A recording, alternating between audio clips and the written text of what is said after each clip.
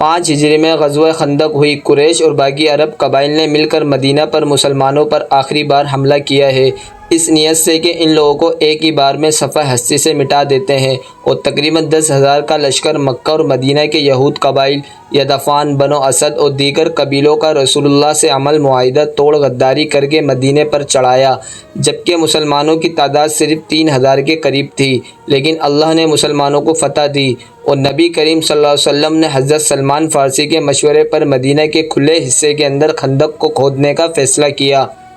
یہ چیز عربوں کے لیے اس وقت بہت ہی نئی اور انوکھی تھی، کیونکہ اس سے پہلے جنگوں کے اندر عرب میں کوئی بھی اس طرح کا طریقہ نہیں اپنایا گیا تھا۔ اب اس خندق کی وجہ سے ہوا یہ کہ مشرکین مکہ اس خندق کو پار نہ کر سکے، اور اوپر سے موسم کی سختی، آندھی، طوفان، بھوک نے ان کو شدید پریشان کر دیا۔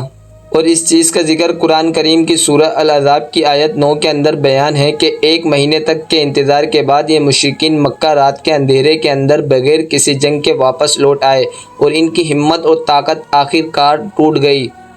اور ایسا اس لیے کیونکہ عربوں کے اندر یہ بہت ہی شرم کی بات تھی کہ بنا کسی جنگ کے نتیجے کے عرب اس طرح سے واپس لوٹ آئے، اور وہ بھی ناکام ہو کر۔ اور یہی وہ موقع تھا جب نبی کریم صلی اللہ علیہ وسلم نے پہلی بار فرمایا کہ اب قریش مکہ تم پر کبھی حملہ نہیں کریں گے،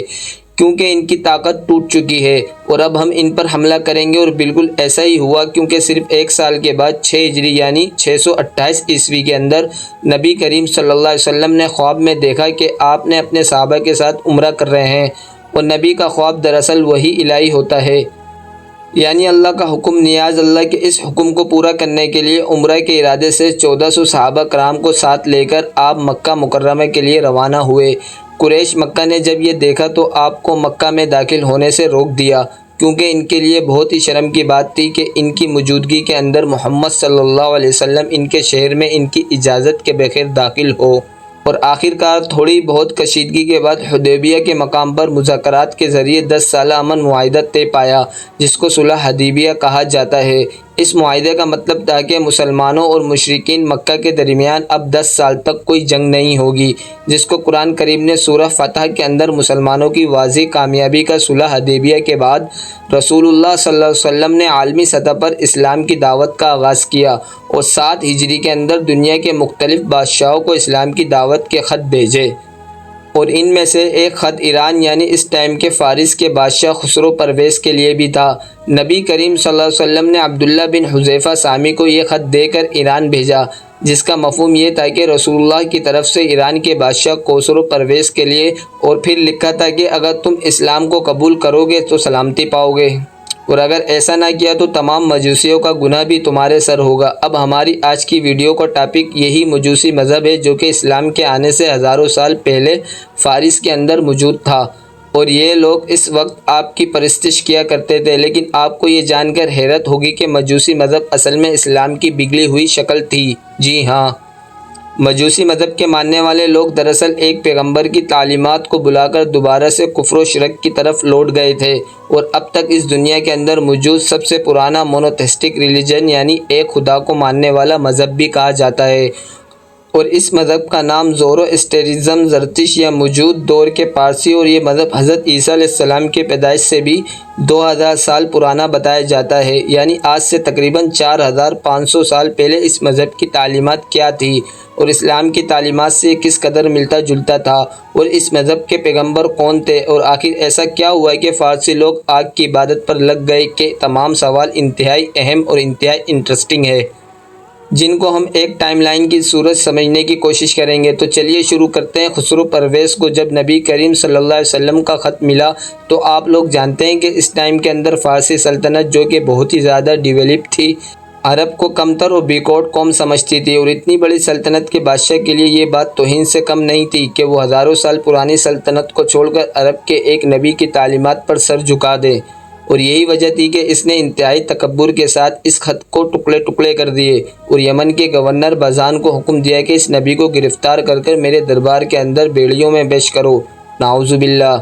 عرب میں جب نبی کریم صلی اللہ علیہ وسلم تک یہ بات پہنچی تو آپ نے فرمایا کہ اللہ تعالیٰ اس کی سلطنت کو ایسے ٹکڑے ٹکڑے کرے گا جیسے اس نے میرے خط کے کیے، اور اللہ کے رسول کی یہ بات ہو بہو سچ ثابت ہوئی۔ اس کے بعد ہوا کچھ یوں کہ بازان نے اپنے 2 نمائندے مدینے کے اندر بھیجے، تاکہ خسرو پرویز کے حکم پر رسول پاک صلی اللہ علیہ وسلم کو نعوذ باللہ گرفتار کروا سکے۔ اور جب وہ نبی کریم سے ملے اور خسرو کا پیغام پہنچایا تو آپ نے حکم دیا کہ جاؤ یہاں سے اور اپنے بادشاہ کو کہہ دینا کہ اللہ نے آج کی رات اس کے بیٹے کے ہاتھوں اس کو ہلاک کروا دیا ہے۔ اور یہ بات بعد میں بالکل سچ ثابت ہوئی اور خسرو پرویز کا بیٹا شہریار نے اس کو قتل کر کے اس کے تخت پر قبضہ حاصل کر لیا۔ اور جب بازان نے اپنی آنکھوں سے اس پیشن گوئی کو سچ ثابت ہوتے ہوئے دیکھا تو وہ سمجھ گیا کہ یہ عام انسان کی بات نہیں ہو سکتی بلکہ اللہ کے رسول ہیں اور اس نے اسلام قبول کر لیا، اور یمن کے لوگ بھی اس کے ہاتھ پر مسلمان ہو گئے۔ اور پھر اس کے بعد 20 ہجری کے اندر خلیفہ عمر بن خطاب رضی اللہ تعالی عنہ کے دور خلافت کے اندر فارس کی سلطنت مسلمانوں کے ہاتھوں ٹکڑے ٹکڑے ہو گئی۔ بالکل اسی خط کی طرح مسلمانوں کے ہاتھوں فارس کے فتح کے بعد زیادہ تر لوگوں نے تو یہاں پر اسلام کو قبول کر لیا جبکہ باقی بچے لوگ یہاں سے ہجرت کر گئے۔ آپ کے لیے یہ بات جاننا انتہائی حیرت انگیز ہوگا کہ زرتشت مذہب کی ابتدا ایران سے ہی ہوئی، جب دنیا کے 3 بڑے مذہب کا وجود تک نہیں تھا۔ اس وقت بھی یہ مذہب اپنی پوری شان کے ساتھ راج کرتا تھا اور اس کے بے شمار ماننے والے تھے اور سلطنت وجود رکھتی تھی۔ آپ اس کو ایسا سمجھ لیں کہ اسلام آج سے 1400 سال پرانا مذہب ہے، جبکہ عیسائیت 2017 سال پرانا، جبکہ یہودیت 3317 سال پرانی ہے،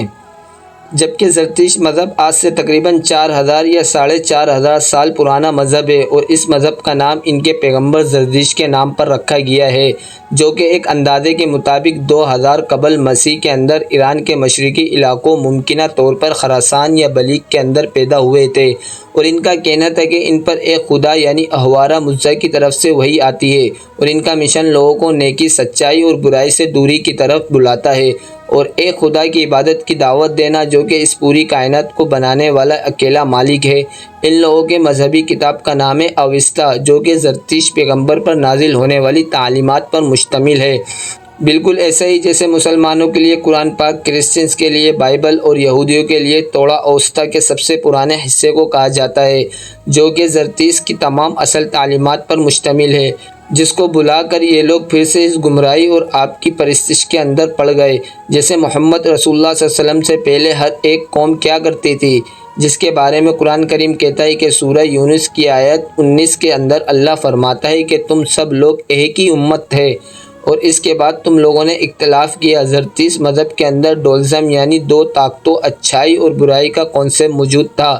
ایک نیکی کی طاقت تھی جس کو پینڈا مانیو کہا جاتا ہے اور دوسری تھی برائی کی طاقت جس کو اینگرا مانیو کہا جاتا ہے، یعنی ان کے مطابق بھی دنیا کے اندر روشنی، اندھیرا، سچ اور جھوٹ، خیر و شر کی جنگ مسلسل جاری ہے۔ اب ڈولزم کا یہی تصور بعد میں اس دین کے اندر بہت اہم ہو گیا اور اسی مذہب کے اندر شرک کے داخل ہونے کی وجہ بھی بنا، اور ایسے اس طرح سے ہوا کہ لوگوں نے نیکی کو اور برائی کو خدا جیسی 2 الگ قوتیں سمجھنا شروع کر دیا، یعنی برائی کا خدا الگ ہے اور اچھائی کا خدا الگ سے ہے، اور ہم لوگوں کو ان دونوں خداؤں کو اپنی عبادت سے راضی کرنا ہے۔ اور ان لوگوں کو یہ سوچنا شروع کر دیا کہ اگر ہم صرف نیکی کے خدا کو راضی کرتے ہیں تو برائی کا خدا ہمیں نقصان دے سکتا ہے، لہذا اس کو بھی خوش رکھنا ضروری ہے۔ اب اس کا نتیجہ یہ ہوا کہ لوگوں نے دونوں طاقتوں کو خوش رکھنے کے لیے نیکی کے لیے عبادت کی اور برائی سے بچنے کے لیے قربانیاں، آگ جلانا، تو ہم پرستی کی رسمیں، جھاڑ پھونک کرنا شروع کر دی۔ یہ کانسیپٹ بالکل ایسا ہے جیسے آج بھی لوگ شیطان کو اللہ کا دشمن مان لیتے ہیں،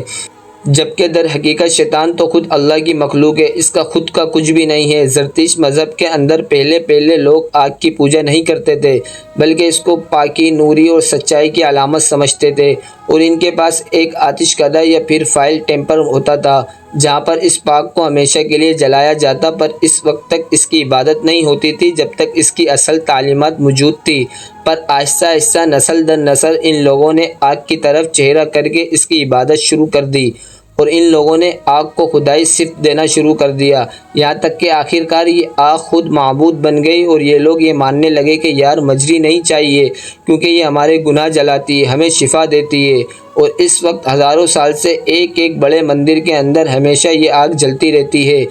جسے آخر کار مسلمانوں نے ایران کے فتح کے بعد بجھا دیا۔ جیسے بنی اسرائیل نے حضرت موسیٰ علیہ السلام کے بعد بچڑے کی عبادت شروع کر دی تھی، عیسائیت اور ہندو مت کے اندر بھی یہی کچھ ہوا۔ ان کے نبی کی وفات کے بعد قوم پھر سے بت پرستی پر لوٹ گئی اور زرتشت مذہب کے لوگوں نے بھی یہی کیا۔ اس مذہب کے ماننے والے لوگ ناپاکی سے دور رہتے تھے اور پاک صاف رہتے تھے، اور یہ بھی مانتے تھے کہ انسان کو ایک مرد اور ایک عورت سے پیدا کیا گیا۔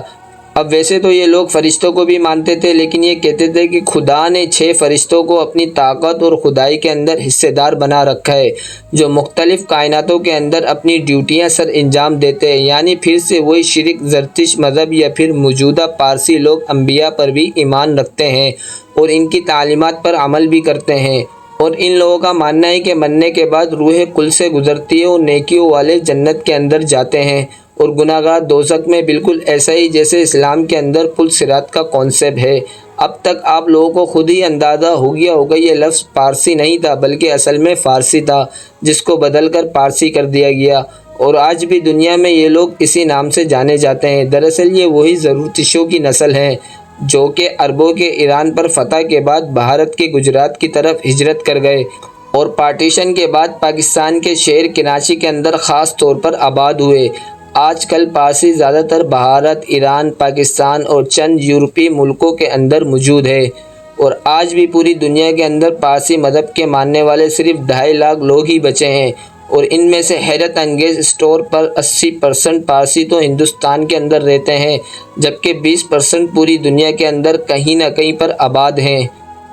آج بھی ان لوگوں کی وہی عقیدے ہیں جو کہ زرتشت لوگوں کے تھے، بس فرق یہ ہے کہ موجودہ پارسی آگ کے سامنے کھڑے ہو کر بس دعائیں پڑھتے ہیں، لیکن آگ کو سجدہ یا اس کی پوجا نہیں کرتے۔